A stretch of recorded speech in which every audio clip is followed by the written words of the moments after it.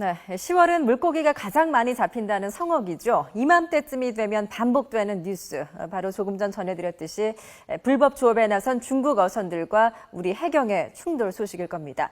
우리 해경의 이런 단속에도 불구하고 중국 어선들의 불법 어로는 해마다 늘고 있는데요. 보시다시피 끝도 없이 몰려오고 있는 중국 어선들의 모습입니다. 그냥 딱 보기만 해도 수십 척이 돼 보이는데요. 서해상, 특히 에넬렛 인접수역에서는 이런 광경들을 자주 볼 수 있다고 합니다. 그렇다 보니까 단속과 저항, 또 희생이라는 악순환이 계속되고 있는 것입니다. 과거에도 이런 보도가 있었죠. 함께 보시죠. 지난 2008년 목포 해경 소속 박경조 경위가 중국 선원이 휘두른 둔기에 맞아 희생됐습니다. 지난해에는 인천 해경의 이청호 경사가 중국 선원의 흉기에 목숨을 잃었습니다. 중국 선원들은 배 난간에 쇠창살과 특수 방어 시설까지 갖춘 채 쇠파이프와 손도끼를 휘두르는 등 나날이 거칠어지고 있습니다.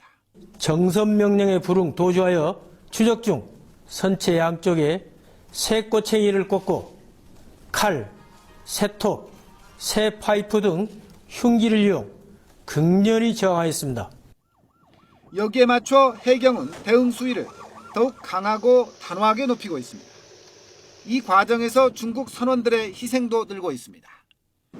정부는 중국 어선의 불법 어로를 뿌리 뽑기 위해 납포된 어선에 대한 담보금과 정선 명령을 따르지 않을 때 벌금을 모두 배로 올렸습니다.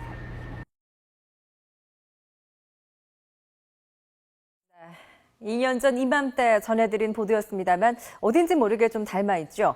당시는 중국 선장이 아닌 우리 측 해경이 희생됐습니다. 이후 해경의 단속은 강화됐지만 중국 불법 조업 어선은 줄어들지 않았고 또 비슷한 충돌은 계속되고 있습니다. 2010년에 370건이었던 중국 불법 어선 조업, 이듬해는 530여 건까지 늘어났고요. 지난해에도 460여 건, 올해는 7월 말까지 100여 건 가까이가 적발이 됐습니다. 올해 7월까지 1,580여 건의 중국 어선이 불법 조업으로 납포된 것인데 이 벌금 성격의 담보금 772억 원이 부과가 됐지만 아직 미납되지 않은 미납금은 180억여 원에 달합니다. 이것은 강력 단속과 벌금 부과에도 불구하고 중국이 우리 영역을 침범해 불법 조업을 계속 강행하는 이유 무엇일까요? 중국에서는 수산물 수요가 크게 늘고 있는데 연안 어장에서의 어족 자원은 고갈되고 있기 때문입니다. 중국 해안의 환경오염 탓도 있습니다. 그러다 보니까 수십에서 수백 척씩 떼를 지어서 우리 쪽 수역을 넘나들면서 싹쓸이 불법 어로를 계속하고 있는 것입니다. 그런데 이번에는 해경에 납포된 어선 주위에 있던 다른 중국 어선들까지 몰려들면서 중국 선원 100여 명이 합세해서 해경 12명을 상대로 격투가 벌어진 것인데요. 해경이 고무탄이라는 실탄을 발사한 것을 두고 여러 논란이 일고 있는데 전문가들의 분석은 이렇습니다. 직접 들어보시죠. 우리 해경이 오죽했으면 총을 쐈겠느냐. 예.